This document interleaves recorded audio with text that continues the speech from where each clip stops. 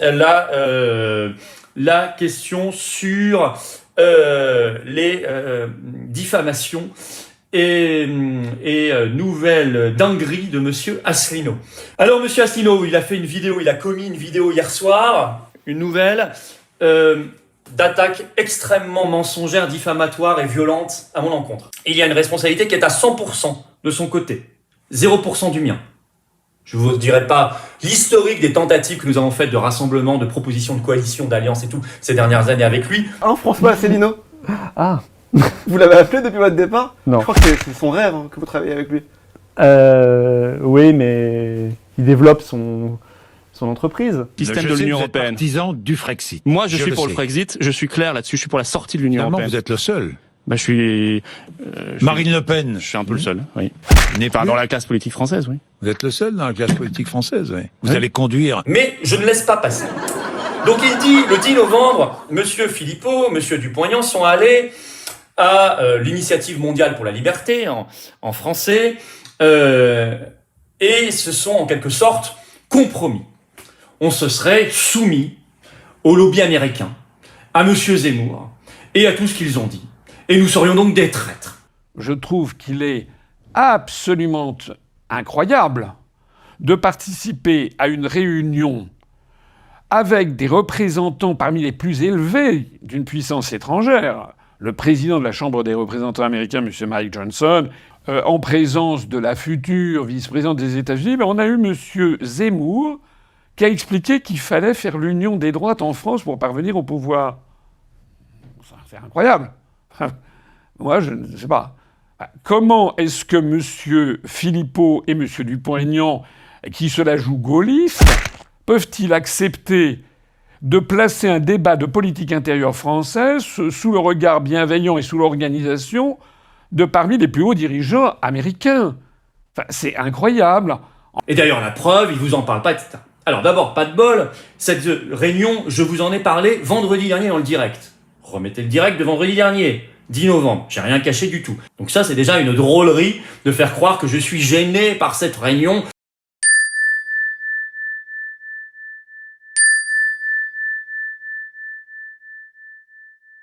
Tout ce que dit M. Asselineau est faux.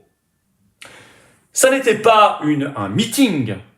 Ça n'était pas une réunion pour organiser des coalitions avec le Parti républicain américain ou avec M. Zemmour ou d'autres partis politiques. C'était un colloque. Mais ce colloque aussi. Moi, on m'a appelé, on m'a dit, c'est pas Zemmour qui organisait. Zemmour n'organisait absolument pas.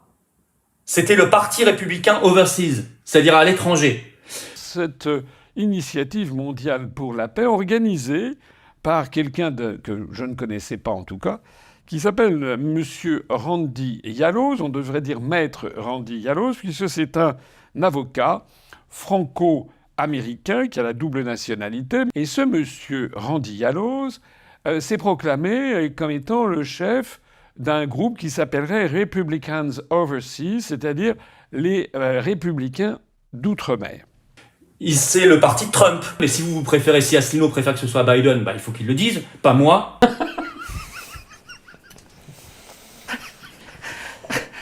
C'est assez rigolo. Deuxième chose, il fallait payer très cher. Monsieur Philippot a payé 650 €, 1100 € de ça. Bidon de chez bidon. Pour les personnes qui assistaient au débat du matin et au déjeuner, les droits d'entrée étaient de 650 €, une bagatelle. Et pour ceux qui poursuivaient et qui assistaient à toute la journée, y compris le dîner, il fallait débourser 1100 €. Alors là, pourquoi il fait cette vidéo-là ? Je crois qu'il y a 3 raisons. 1, par jalousie. Monsieur Asselineau n'était pas invité à ce colloque.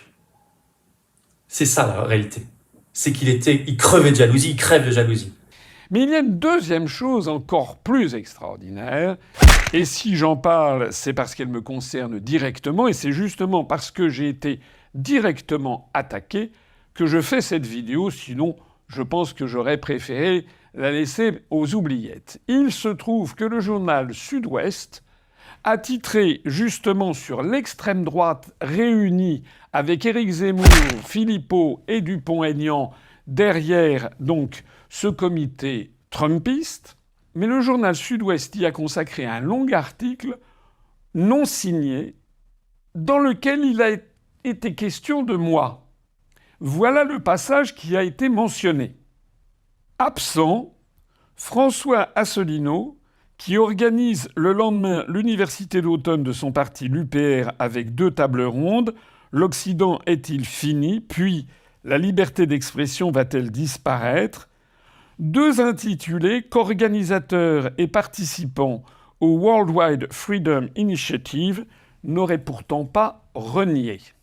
Ce passage insinue qu'en fait j'aurais pu être invité, que je l'ai peut-être été, et insinue que si je n'y étais pas, si je n'étais pas avec les Duponté et Dupondé du souverainisme gaulliste de pacotille, c'est-à-dire M. Dupont-Aignan et M. Philippot, eh bien c'est qu'en fait j'avais une contrainte d'agenda qui était l'université, mais qu'en fait je n'aurais pas déparé dans le tableau, puisque d'ailleurs j'avais organisé des tables rondes qui parlaient de sujets qui étaient certains de ceux qui étaient abordés lors de cette réunion. Est-ce que vous imaginez le sophisme, c'est-à-dire le faux raisonnement, l'amalgame qui est ici à l'œuvre? Est-ce que vous imaginez que ce journal Sud-Ouest, qui ne parle absolument jamais de moi ni de l'UPR, jamais, il s'agit de m'amalgamer, de faire comme si en fait je faisais partie de tout ça?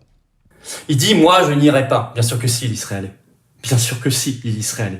Ça me fait penser quand il dit, les gens, il y a que les gens du système invités dans les médias, la preuve, je n'y suis pas. Mais son seul rêve, c'est d'y être. Je terminerai donc mon propos ici. Je me plains régulièrement. D'ailleurs, je vais avoir dans quelques jours un entretien au Conseil supérieur de l'audiovisuel auquel je vais me rendre avec des avocats, parce que je tiens quand même à ce que l'on fasse respecter la loi, compte tenu du caractère insensé du verrouillage médiatique qui m'est opposé. Au cours de l'année 2021, d'après les relevés du CSA, j'ai eu droit à 0,0022% du temps de parole. Et les rares fois où il est invité dans les médias, est-ce qu'une seule fois il a refusé d'aller sur CNews, BFM TV, chez Ruquier quand il avait été invité en 2014, etc. Bien sûr que non. Il y va. Là, s'il avait été invité, il y serait allé. Donc ça, le monsieur la vertu qui arrive après l'événement parce qu'il n'a pas été invité, c'est juste de l'aigreur et de la jalousie. Monsieur Asselineau a 4 mises en examen sur le dos. Très infamantes. 4 mises en examen actuellement. Renseignez-vous, hein. Alors bien sûr, il dit que c'est un complot. Complot de Florent Philippot, Charles-Henri Gallois, Macron, la CIA, Bill Gates et sûrement le Parti communiste chinois, je ne sais quoi. Alors, à ne finalement de moins en moins attaquer Macron et attaquer la vraie opposition à Macron, est-ce qu'il espère une clémence de la justice? Est-ce que c'est ça?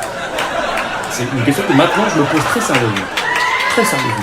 D'ailleurs, vous payez essentiellement quoi aujourd'hui UPR?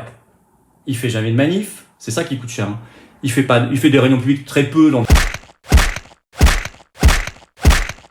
des salles qui coûtent pas grand chose, même son université d'automne, là, le week-end dernier, ça n'avait pas l'air fabuleux, ils étaient 450, 400, dans une salle très quelconque, et en plus il a fait payer 35 € l'entrée.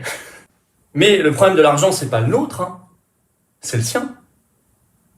Monsieur Asselineau est le président de parti qui se paye le mieux de France, par son parti. 6 800 € net par mois, payés par l'UPR. C'est le mieux de France, il dépasse même Marine Le Pen. Qui n'est même plus d'ailleurs présidente de son parti, qui se paye quand même. Ça, c'est autre chose. 6 800 € net par mois, c'est pas ce que ça coûte à l'UPR. Faut mettre en brut et il faut charger. Ça doit faire 13-14 000 € par mois qu'il faut décaisser.